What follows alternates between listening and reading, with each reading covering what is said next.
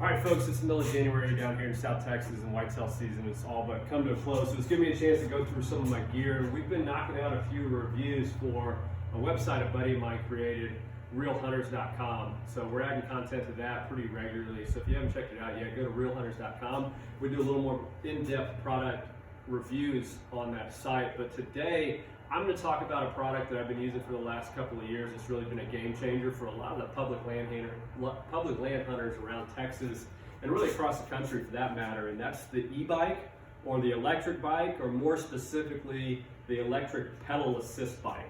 So I have the whole setup here. Instead of just doing the bike itself, I wanted to talk about some of the products that I take and that I've accessorized this setup with.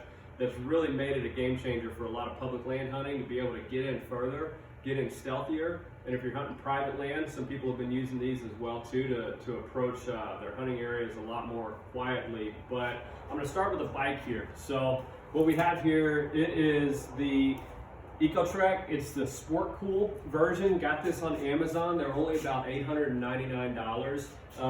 And everything that you'll see here in this setup, including the tow trailer, is right at under $1,300. And you can get these setups already made by companies like Quiet Cat or Rambo and some of the more popular models like that out there, but they're gonna run between $4,000 to $5,000. So once again, everything that I have on this complete setup that I've been using for almost 3 years now is right at around $1,300. So the bike itself, the ECOTRIC, what it is, it's a 26-inch fat tire bike. So it's 26-inch by 4-inch tires on here. They're made, they go over anything from snow to sand and mud really well. What we are powered with here, it's a 500 watt motor and a 36 volt battery on here also, which makes the bike a little bit heavy. We're not as worried about weight since we have the more powerful motor, but this whole setup comes in at about 60 pounds as well. So some of the things that I added onto here, this is a rear rack, which allowed me to add these saddlebags. I have the saddlebags emptied out, but actually everything you see on this table here fits into the saddlebags.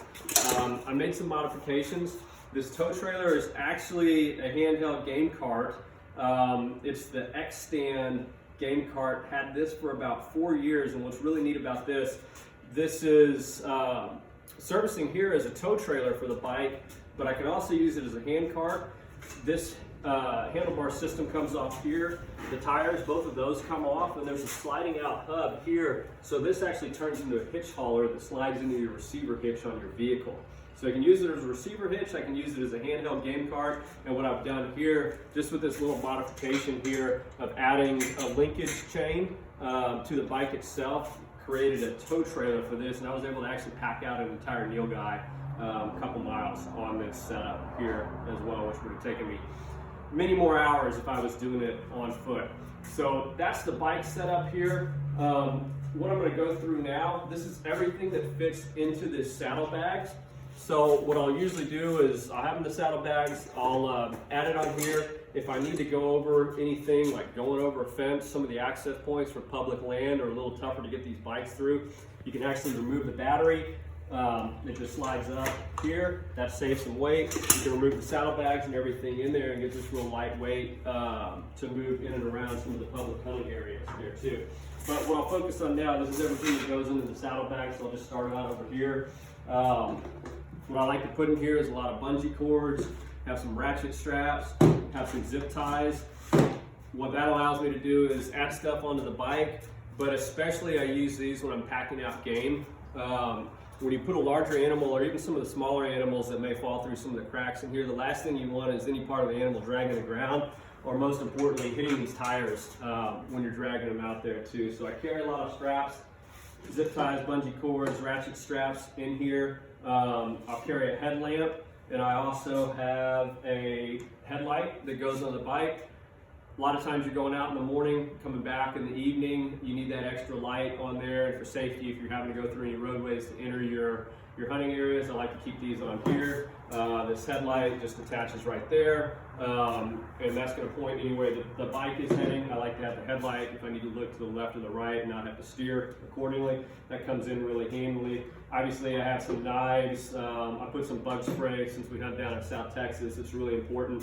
What you don't see that I do have on these tires, it's a Mr. Tuffy tire liner system, and what that is, it's a thicker piece of rubber that goes underneath these tires here that I have in place. When we're taking these off-roads, especially down in South Texas where everything can stick or poke these tires, it's a good idea to have a little extra tire protection. So having the Mr. Tuffy liners, this is actually a 32-ounce bottle of slime, fits in the saddlebags fine. There's some smaller size slime containers that you can put in there as well. But I keep slime in the tires, but if you have a large thorn and pull it out, what actually ends up happening is some of the slime ends up coming out before it seals up. I just shoot another bit of slime in there, and I carry, this is more of a handheld pump. It fits in the bag. I have a full-size bike pump with these 4-inch by 26-inch tires. You want something that can really move some air, so I'll just mount it on here with one of these bungee cords, and I'll carry that around, especially if I'm in an area where I've been getting a lot of flax. That makes things a lot easier to re-air this up. We've got the Tuffy liners, we've got the slime, but every once in a while you just have that blowout in there, so I carry 2 extra sets of tubes. I carry 2 extra tube sets for the tow cart as well. The last thing you want to do is be 3-4 miles in and have a flat tire and have to roll this 60-pound bike out of here. I also carry trash bags in here. The electrical components, as you see, the battery comes off really easily on this bike, but the controls themselves too. There's really just 2 Allen wrenches or Allen screws in here that you can take that off. If it starts raining, you want to get the electrical components off of here. I just put them in a trash bag to keep them from getting wet. That can cause them to short circuit out. This is 12-foot bike cable and lock. I went with a 12-foot version because that gives you enough room to run the cable through each individual tire and the frame of the bike and wrap it around a tree or a pole or whatever you have out in the woods. A lot of these public land areas, stuff will walk off if it's not chained down, so that actually fits in the saddlebag as well. I have a first aid and survival kit in here. This may be a little bit overkill, but it's got everything you need in there, from Band-Aids to tourniquets to fire starters, and a lot of other materials in there as well. Since I have the room, I go ahead and put it in there. Clear safety glasses. Going back to going in the morning and coming out at night, you don't want sunglasses, but you can get up to 20 to 25 miles an hour on these bikes, and the bugs will get in your eyes there too. So I carry some clear safety glasses, a variety of tools in here: pliers, crescent wrench or open face adjustable wrench, another set of pliers, various wrenches on here. What I did, I went through here and found every bolt and every screw on here to make sure that I had coverage. The most important thing is the Allen wrench set too. A lot of these bikes, the screws on there and the bolts are Allen wrench sets. You'll have little things that break on these bikes from time to time, and you want to be prepared. I was hunting about a month ago and hit something in the front disc brake, locked up to where the tire wouldn't turn at all. Luckily, I had the Allen wrench set. I was able to take the 2 bolts out here and just take the complete front brake unit off and zip tie it up to the frame, and that allowed me to get out of there. Still have a rear brake, but it allowed the front tire to turn there as well.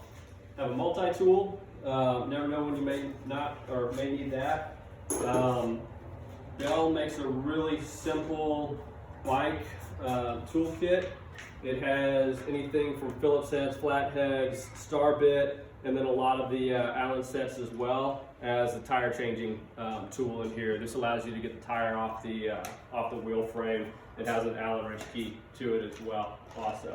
So that just about does it for everything I have in here. Oh, there's a for taking the stem out of the bike tire tubes themselves, you have to deflate them to replace them. There's a chain repair kit in here if you have a break in the link of the chain, and then more zip ties. You never have enough zip ties there as well. So that's my setup.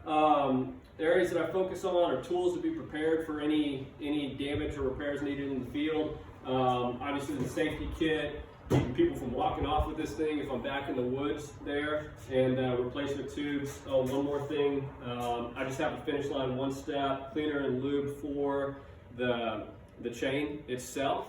These things, if you get sand or if you get them wet and there gets a little bit of rust in there, the last thing you want to be doing is going to your hunting site squeaking real loud. So this helps from a lube standpoint. But that about does it. Once again, this set we'll have a more detailed review on the website at RealHunters.com, listing out each individual product on here and where you can purchase them. But there's been a really great setup for me hunting public land and more importantly, getting game out when you're way far in there. So, have any questions, go to our website. We'll happily help you out. Thank you.